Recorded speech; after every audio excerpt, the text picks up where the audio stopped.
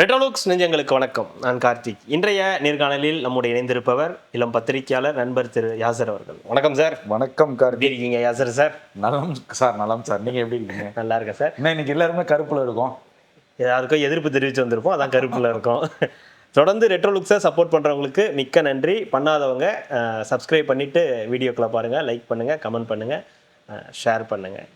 கரூருக்கு சிஎம் விஜய் அவர்கள் விஜய் அவர்கள் நேற்று போயிருந்தார். அதற்கு பிறகுதான் எல்லாமே அதுதான் பேசு பொருளாகவே இருக்குன்றதை பார்க்குறோம்.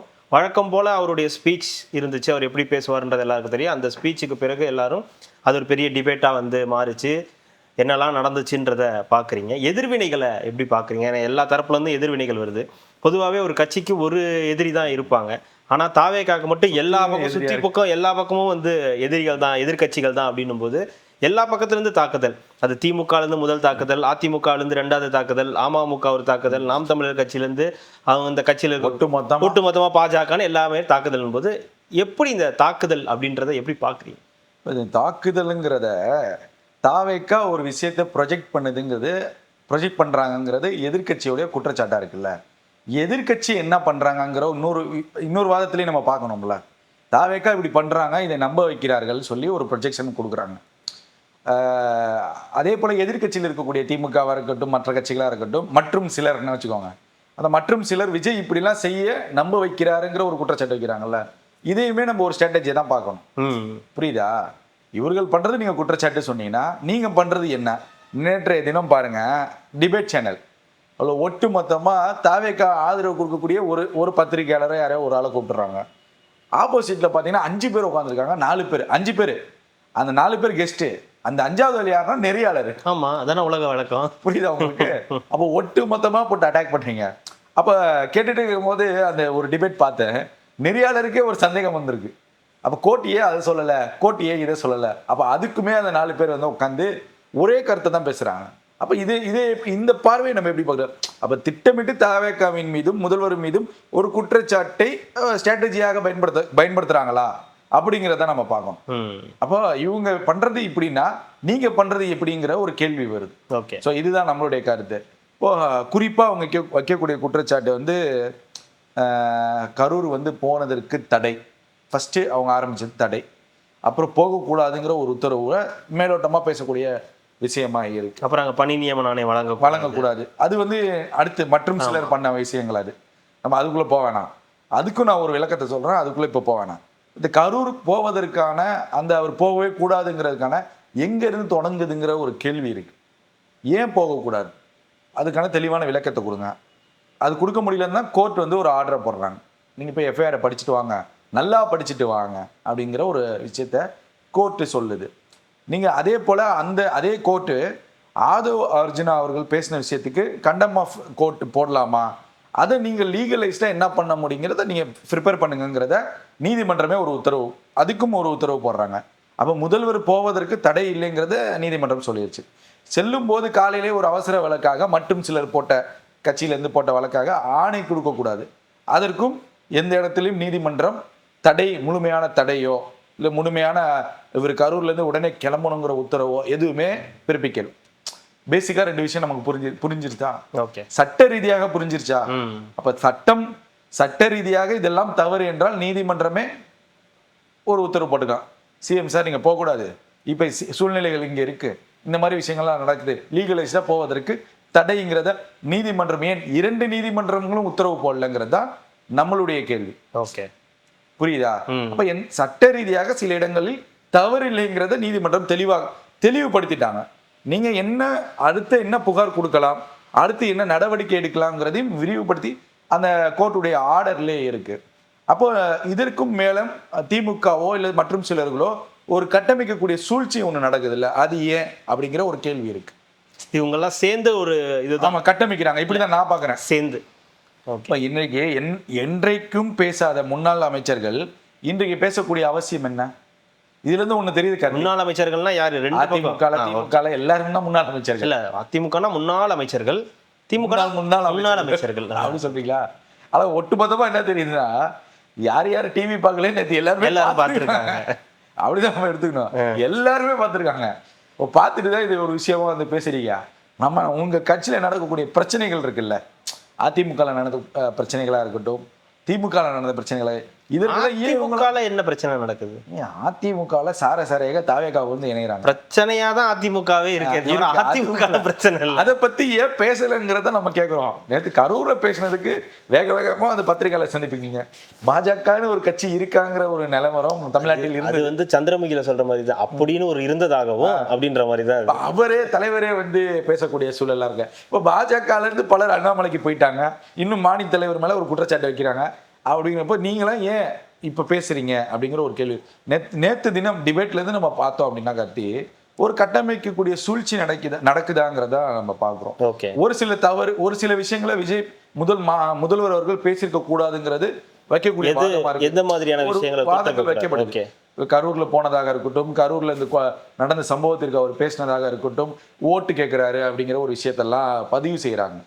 இப்ப நம்ம என்ன கேட்கிறோம்னா, அடி முட்டாளா இருக்கிறவன் தான் இந்த மாதிரி விஷயத்த கேள்வி வைப்பான். கரூருக்கு போயிட்டு ஓட்டு கேட்கக்கூடாதுன்னு எப்படி சொல்ல முடியும்? கரூர்ல தானங்க இடைத்தேர்தல், கரூர்ல தானங்க ஒருத்தர் ராஜினாமா பண்ணிட்டு கட்சியில சேர்ந்திருக்காரு. அப்ப கரூர்ல இடைத்தேர்தல் வரப்போகுது, அதுல நீங்க பதிலடி கொடுக்கணும்னு அப்ப அங்கதானங்க கேட்க முடியும். இது கூட ஒரு பேசிக் நாலேஜ் இல்லையாங்க? அங்க போய் ஓட்டு கேட்கற என்ன அது கேட்டா ஓட்டு பிச்சை. நீங்க போய் அனுதாபம் சொல்ல தானே போனீங்க. அனுதாபம் சொல்லாம நீங்க அதை விட்டுட்டு நீங்க போய் ஓட்டு கேட்கறீங்க. அப்ப ஓட்டு பிச்சை எடுக்கிறீங்க. அனுதாபம் சொல்லக்கூடிய சூழல் எல்லாமே வந்து ஆல்ரெடி சொல்லி முடிச்சிட்டாங்க. ஏங்க தொடர்ந்து இன்றைய தினம் வரைக்குமே கரூர்ல பாதிக்கப்பட்ட மக்களே இப்போ பேட்டி எடுக்கிறாங்க. யூடியூப் சேனல்ல சொல்றாங்க, மாதந்தோறும் எங்களுக்கு 5000 முதல் 10,000 ரூபாய் கொடுக்குறாங்க. அப்போதைய கட்சி நிர்வாகியா இருந்தவரும் இப்போதைய அமைச்சருமானவர் கல்வி செலவை ஏத்துக்கிறேன்னு ஒரு அமைச்சர் சொன்னாரு. அவரும் சில விஷயங்களை அங்க நடவடிக்கை எடுத்து அந்த விஷயங்களை செஞ்சுட்டு இருக்காரு. அப்போ அவங்களுடைய சப்போர்ட்டுங்கிறது குறையில. அப்புறம் எது மேல போய் அனுதாபம் கொடுக்க முடியுமா? ஒரு சம்பவம் நடந்துருச்சு, வருத்தம் தெரிவிச்சுட்டாங்க, நேர்ல பார்த்து காலில் விழுந்து ஒருத்தர் மனிதர் மன்னிப்பும் கேட்டுட்டாரு அப்படின்னு முடிஞ்சு போச்சு அந்த சம்பவம். மீண்டும் மீண்டும் நீங்க எழுப்பி விட்டுட்டே இருக்கணுமா? இல்ல போயிட்டு இப்ப நேத்து அங்க பணி நியமன ஆணை கொடுத்த போதும் எல்லாருமே கண்ணீர் விட்டாங்க. கண்ணீர் விட்டதை தாண்டி அங்கேயும் சில இதெல்லாம் சொல்லியிருக்காரு. நீங்க எப்பயா இருந்தாலும் எனக்கு சொல்லுங்க, என்னவா இருந்தாலும் அவங்களுக்கு நம்பர் கொடுத்திருக்காரு. மதியலகன தொடர்பு கொள்ளுங்க, இப்ப கூடுதலா விஜயபாஸ்கர் தொடர்பு கொள்ளுங்க, எல்லாமே உங்களை சுத்தி நாங்க இருக்கோங்கிறதை பதிவு செஞ்சிருக்காரு. பாதிக்கப்பட்ட மக்கள் சொல்றாங்க, நீங்க எதை பத்தி ஒரே பண்ணிக்காது. ஒரு 5 குடும்பங்கள்ல சிலர் வந்து பணமா வாங்கிக்கிறேன்னு சொல்லிட்டாங்க, சிலர் அரசு பணி வேணாங்கிட்டாங்க. அது அவங்களுடைய விருப்பம், அதுல மாற்று கருத்து கிடையாது. அதை தாண்டி ஒரு பெரியவர் ஒருத்தர் சொன்னார் இல்லையா, என் மருமகனோ யாரோ ஒருத்தங்க இறந்துட்டாங்க, ஆனா நான் இவரு தான் வந்து சிஎம் ஆகணும்னு வந்து வேண்டுனேன். இந்த வேலையை பத்தி நம்ம பேசுவோம். ஃபர்ஸ்ட் கரூர்ல இந்த பேசின விஷயங்கள் நம்ம பேசிடுவோம். நம்ம ஒரு அடிப்படையில நம்ம பார்த்தோம் அப்படின்னா, முதல்வருடைய பேச்சை இவங்க பிரதானமாக வைக்கக்கூடிய குற்றச்சாட்டு என்ன? கரூர் சம்பவத்தில் எப்படி போலீஸை சொல்லலாம், கரூர் சம்பவத்தில் எப்படி வழக்கு விசாரணையில் இருக்கப்போ எப்படி பேசலாம் அப்படிங்கிற ஒரு கேள்வி இருக்குல்ல. வழக்கு விசாரணையில் இருக்கு, ஒரு மனிதர் அதையும் தாண்டி ஒரு விஷயத்த ஸ்ட்ராங்காக சொல்றாரு, மக்கள் மத்தியில் சொல்றாரு. 1.5 கோடி பேர் 2 கோடி பேர் லைவ்ல பார்த்துட்டு இருக்காங்க.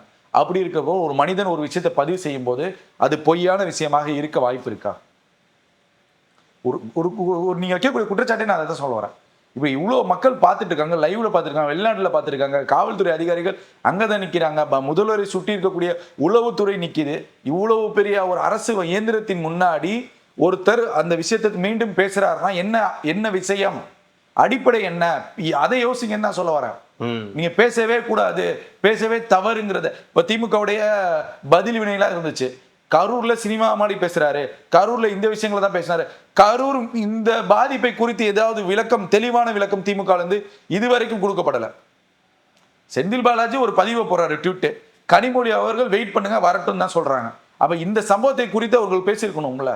அப்போ ஒரு விஷயம் தெளிவாக தெரியுது. என்ன ஒரு விஷயம் அப்படின்னா, சிபிஐ விசாரணைங்கிறது ஆல்மோஸ்ட் நம்ம வீடியோலயே நம்ம பேசியிருக்கோம், மற்ற சேனல்களே பேசியிருக்கோம்.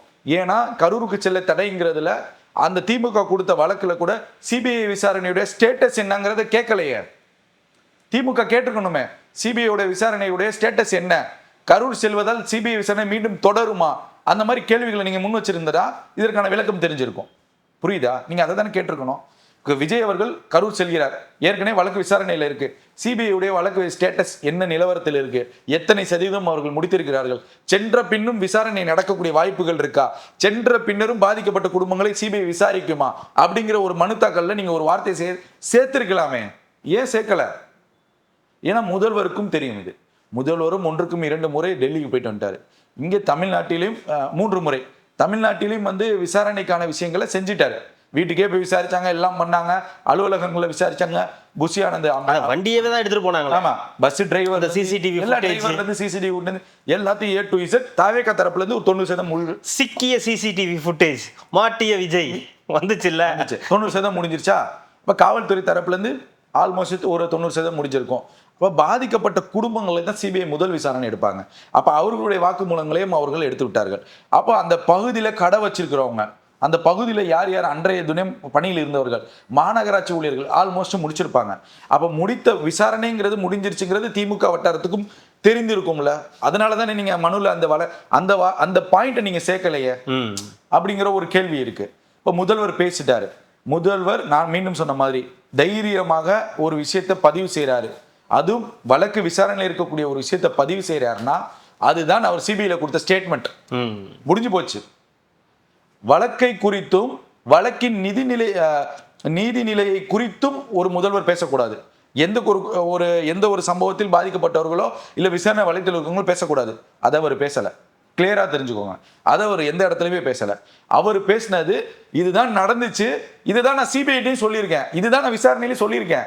உங்களுக்கு புரியுதா பாயிண்ட்? விசாரணையில சொன்னதான் நான் உங்ககிட்ட சொல்றேன். அதுதான் பாயிண்ட். அவரு கிளியரா இருக்காரு. அப்ப இதை தான் முதல்வர் அவர்கள் விசாரணையிலும் சொல்லி இருப்பார் அப்படிங்கிறது நமக்கு கிளியரா தெரியுது. அவ்வளவுதான். இது வேற விஷயம் இல்லையே. அப்ப அவர் சொன்னதுல தவறு இருந்தா இன்று சிபிஐ வந்திருக்கணும், இல்ல நேற்று இரவே சிபிஐ அறிக்கை விட்டுருக்கணும். முதல்வர் சொன்னது தவறு, சிபிஐ விசாரணை இருக்கும்போது அவர் பேசியிருக்க கூடாது. அப்ப அவர் நான் என்ன சாட்சியாக சொன்னேன், என்னிடம் என்ன விசாரிக்கப்பட்டதை மக்கள் முன்னாடி தெளிவுபடுத்துறாரு. இதான் என்கிட்ட கேட்டாங்க, இதுதான் நடந்துச்சுன்னு நான் சொல்லிட்டேன். அதை யார்கிட்ட சொல்றாரு? கரூர் மக்கள்கிட்ட சொல்றாரு. முடிஞ்சு போச்சா? இன்னொரு எவிடன்ஸையும் கிரியேட் பண்ணிட்டாரு அவர். இப்படிதான் நான் பாக்குறேன். ஓகே, மக்கள் மன்றத்துல உளவுத்துறை அதிகாரிகள், மாவட்ட ஆட்சியர்கள், அரசு துறை அதிகாரிகள், சிபிஐ உளவுத்துறை அதிகாரிகள் எல்லாருமே அங்க இருந்திருப்பாங்க. அவர்கள் முன்னிலையிலே ஒரு எவிடன்ஸை உருவாக்கிட்டாரு. பவர்ஃபுல் எவிடன்ஸ் அது. மக்கள் மன்றம் 5000 பேர் கூடியிருக்கான், நான் பேசியிருக்கேன் லைவ்ல இவ்வளவு பேருக்கு, இதை நான் எவிடன்ஸா உங்களுக்கு ப்ரூவ் பண்றேன். ஆட்சேபனை இல்லை, தவேகா மீது எந்த தவறும் இல்லை, ஆட்சேபனை இல்லைங்கிறத ப்ரூவ் பண்றாரு. இதை நீங்க போறதுக்கு தடைன்னு ஒரு மனு போடுறீங்கல்ல, அது போடாம இருந்தா அது அங்க பேச வேண்டிய அவசியம் இல்லையே. பாயிண்ட் எடுத்து கொடுத்தது பேச வச்சதே நீங்க தான். ஆமா, என்னடா என்ன பேச வச்சு பாக்குறீங்களா? பாயிண்ட் எடுத்து கொடுத்தது நீங்க தான். இப்ப இதுதான் நம்ம சொல்லக்கூடிய கிளியர் விஷயம். அப்போ ஒரு என்ன விசாரணை வளையத்திற்குள்ள என்ன பேசப்பட்டுச்சோ அது மக்கள் மன்றத்தில் சொல்லப்பட்டிருக்கு. இப்படிதான் நம்ம பார்க்கணும். விசாரணைக்கும் இதற்கும் எந்த சம்பந்தமும் கிடையாது. அதே போல இதை வைத்துக் கொண்டு சிபிஐ இன்னொரு முடிவையோ இன்னொரு தீர்ப்பையோ சிபிஐனால கொடுக்க முடியாது. புரியுதா? அப்படி கொடுக்க வேண்டிய சூழல் இருக்குன்னா இதுக்கு சிபிஐ முரண்பட்டிருப்பாங்க. அது எந்த முதல்வரா இருந்தாலும், ஜார்க்கண்ட்ல முதல்வரை தூக்குனாங்கல்ல, கைது செஞ்சாங்கல்ல, அவர் முதல்வராக இருக்கும் போதே கைது செஞ்சாங்க. அப்போ சிபிஐக்கு முழு அதிகாரம் இருக்கு, அதுல மாற்று கருத்து கிடையாது. ஆனா சிபிஐ இது வரைக்கும் முரண்படல. அப்போ இது தெளிவா தெரியுது. நான் அங்க சொன்ன சாட்சியை நான் சொல்லியிருக்கேன், அவ்வளவுதான். இப்ப இதுல என்ன திமுகவுக்கு இருக்கு? தாவேகாவிடம் என்ன விசாரிக்கப்பட்டதுங்கிறது திமுகவுக்கு தெரியாது, திமுகவிடம் என்ன விசாரிக்கப்பட்டதுங்கிறது தாவேகாவுக்கு தெரியாது, மக்கள்கிட்ட என்ன விசாரிச்சாங்கன்னு யாருக்குமே தெரியாது. இதுதான் சிபிஐ விசாரணை. எப்படி விசாரிப்பாங்க, யார்கிட்ட விசாரிப்பாங்கிறது விசாரணை குழுவை தவிர சிபிஐ விட்டு வெளியே போகாது. ஆனா என்னுடைய கரூர் மக்களை விட்டுட்டு நீங்க தானே போனீங்க திருச்சி ஏர்போர்ட்ல, நீங்க தானே முதுக காட்டிட்டு போனீங்க அப்படின்னு ஒரு ட்வீட் ஒன்று. தாவேகா செந்தில் பாலாஜி சொல்றீங்க. அப்போ போயிருந்தா திமுக அங்க வெற்றி இருக்கணுமா இல்லையா? கரூர்ல வெற்றி பெற்றிருக்கணுமா இல்லையா? திமுக ஏன் 3வது இடம் போச்சு? அதிமுகவுக்கும் தாவேகாவுக்கும் 1000 வாக்குகள் தான் வித்தியாசம். மதியழகன் 1000 வாக்குகள் தான் தோக்குறாரு. ஒரு தொகுதி அரவக்குறிச்சியில திமுக வெற்றி பெறுது, இன்னொரு தொகுதி நீங்க குளித்தலையில வெற்றி பெறீங்க. குளித்தலையில 200 ஓட்டு வித்தியாசம். எவ்வளோ? 200 ஓட்டு வித்தியாசம். கரூர்ல 1000 ஓட்டு வித்தியாசம். அரவக்குறிச்சியில மட்டும்தான் திமுக வெல்லுது, கிருஷ்ணராயபுரத்துல தாவேகா வெற்றி.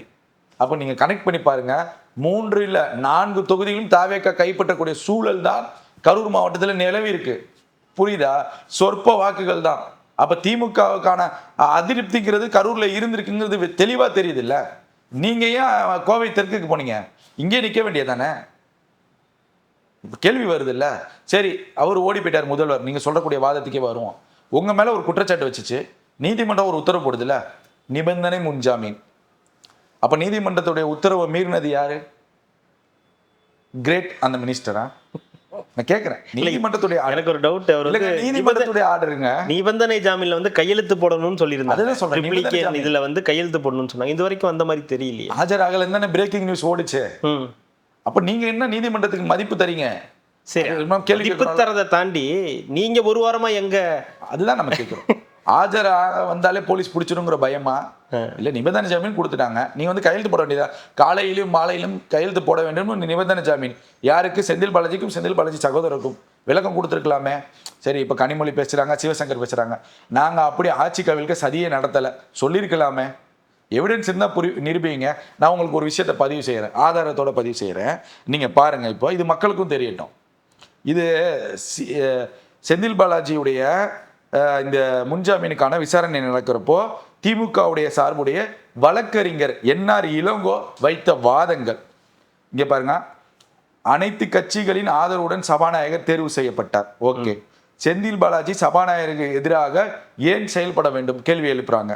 கரூரில் இடைத்தேர்தல் வரும் சமயத்தில் செந்தில் பாலாஜியை தேடுகிறது என்ஆர் போலீஸ் அப்படிங்கிறது என்ஆர் இளங்கோ பதிவு செய்கிறாரு.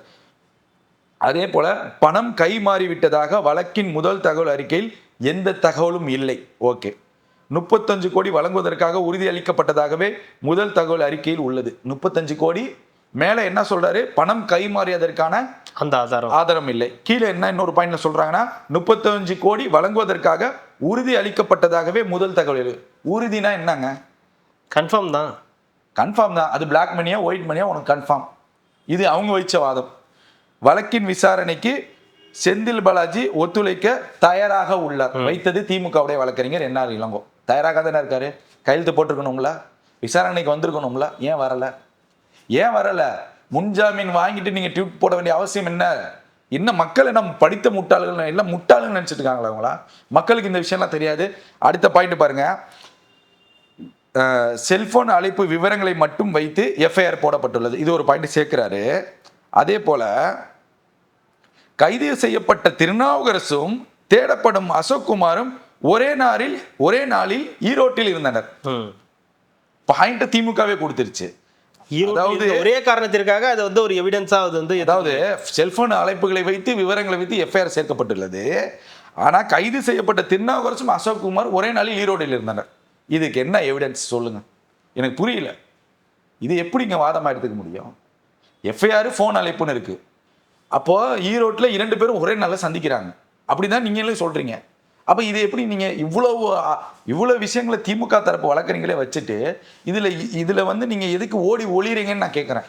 அப்ப இதற்கான விளக்கத்தெல்லாம் நீங்க கொடுக்கணும். விசாரணைக்கு ஒத்துழைப்புன்னு சொல்லிட்டு இப்ப வராம இருக்கிறது ஒரு பெரிய இது இல்லையா? அதான் இதை கேட்க மாட்டாங்களா நீதிபதிகள்? இப்ப ஒரு உத்தரவு கேட்பாங்க. எத்தனை கையெழுத்து போட்டிருக்கீங்க, எத்தனை நாள் போனீங்க, இப்போ ஒரு தொடர்ந்து கையெழுத்து போடவில்லை என்றால் கைது பண்ண சொல்லுவாங்க காவல்துறைக்கு. அதெல்லாம் நடக்கும். இப்போ நான் என்ன கேட்கிறேன், இவ்வளவு விஷயங்களும் நீங்க தானே நீதிமன்றத்தில் ஏமாத்துறீங்களா? நான் கேட்கிறேன், திமுக ஏமாத்துதா நீதிமன்றத்துக்கு? எவ்வளவு பாயிண்ட் இருக்கு பாருங்க கார்த்தி. இப்போ நம்ம ஆதாரத்தோட தான் சொல்றோம், அவர் வைத்த வாதங்களை தான் சொல்றோம். அப்போ 2 பேரும் ஈரோட்டில் இருக்க வேண்டிய அவசியம் என்ன? இவர் வேற கடைக்கு ஜவுளி வாங்க வந்திருப்பாரு, இவர் வேற கடைக்கு ஹோல்சேலுக்கு ஜவுளி வாங்க வந்திருப்பாரா? வந்திருப்பாங்க, என்ன பண்றது? புரியுதா உங்களுக்கு? அப்போ இவ்வளவு விசாரணைகள் இருக்கு. அப்போ இதெல்லாம் நீங்க பேசணுங்கிறத நம்மளுடைய கருத்தா வைக்கிறோம். அப்போ தாவேக்கா மீது நீங்க குற்றம் சாட்டு வைக்கிறீங்க, முதல்வர் மீது ஒரு குற்றம் சாட்டு வைக்கிறீங்க அப்படின்னா நீங்க இதெல்லாம் பேசணும்னு நான் சொல்ல வரேன். எதிர்த்து பேசுங்க, தைரியமா வந்து பேசுங்க. அவர் சொல்றாருல்ல, நான் எல்லாரும் மக்கள் முன்னாடி தானே சொல்றாரு, நடந்த சம்பவத்தை தான் விளக்குறாரு. அதுக்கு மறுப்பு தெரிவிங்க, அவங்களால முடிஞ்ச மறுப்பு தெரிவிங்க. இல்லை நீதிமன்றத்துக்கு போங்க, திமுக முதல்வர் இப்படி பேசிவிட்டார் போங்க. நான் சொன்ன பாயிண்ட் தான் தாவேக்கா அரசு வழக்கறிஞர் எடுத்து வைப்பாங்க. இதுதான் எடுத்து வைப்பாங்க. ஏங்க அவர் புதுசாக இது கதையை கட்டுக்கதையோ ஒரு புதிய ஒரு வசனத்தையோ அங்கே கிரியேட் பண்ணலை. நான் என்ன எப்படி விசாரிச்சாங்களோ, நான் என்ன ஒப்பிச்சனோ அதை உங்கள்கிட்ட சொல்கிறேன் அப்படிங்கிறத அவர் பதிவு செய்கிறார். இதுதான் தாவேக்கா தரப்பு வாதமாக இருக்கும். நீதிமன்றம் சென்றாலும் ஓகே, இது முடிஞ்சிருச்சு. கண்டிப்பாக அடுத்தடுத்த நிகழ்வுகளில் தொடர்ந்து பேசலாம். மிக்க மகிழ்ச்சி. நன்றி கார்த்தி.